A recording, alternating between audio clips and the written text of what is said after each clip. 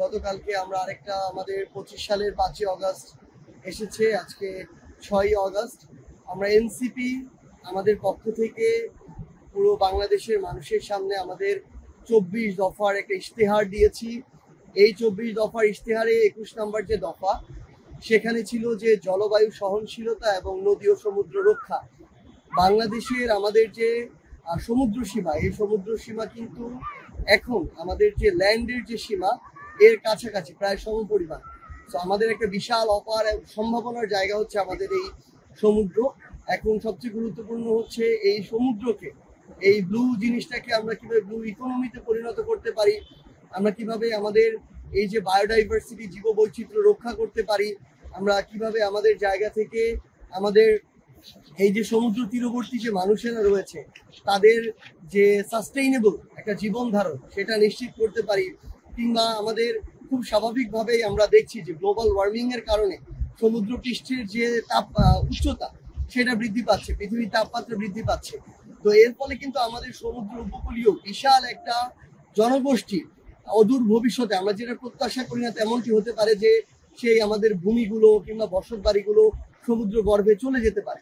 তো সেই জায়গায় আমাদের প্রয়োজনীয় ব্যবস্থা নেওয়া এবং আমাদের এই সকল জায়গা থেকে সরকারের কিছু গুরুত্বপূর্ণ দায়িত্ব রয়েছে।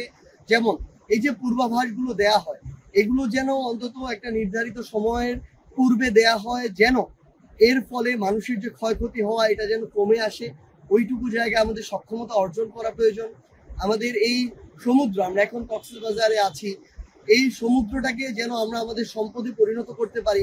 সর্বোচ্চ ধরনের খনিজ সম্পদ থেকে শুরু করে এগুলো যেন আরোহণ করতে পারি এবং এই আহরণটা যেন খুব স্বাভাবিকভাবে সাস্টেইনেবল ওয়েতে হয়, এগুলো আমাদের নিশ্চিত করা প্রয়োজন।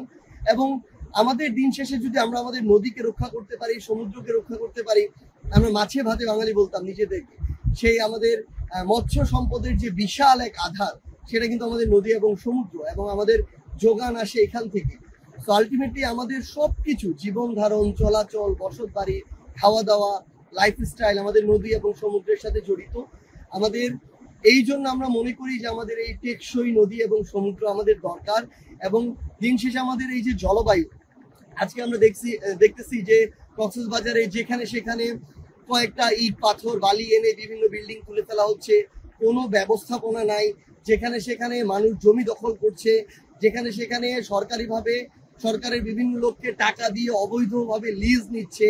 আমরা দেখছি যে সমুদ্র সৈকতের পারে এখানে প্রাচীর দেয়া হচ্ছে, আমরা জানি না এগুলো কোন গবেষণার ফলাফল আসলে।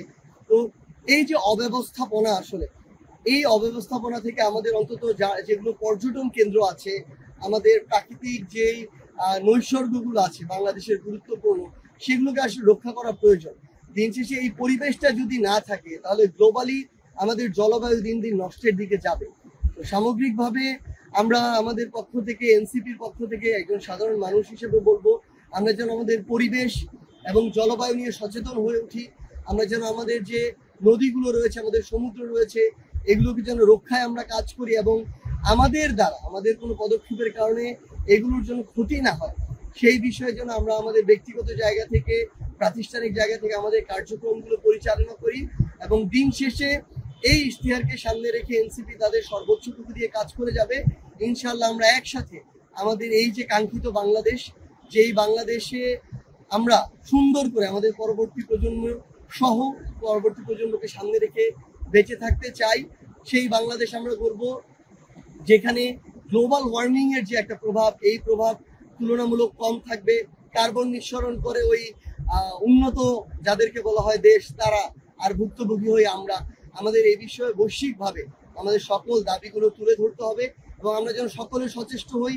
আমরা যত্রতত্র প্লাস্টিক ব্যবহার এটা যেন বর্জন করি আমাদের জায়গা থেকে।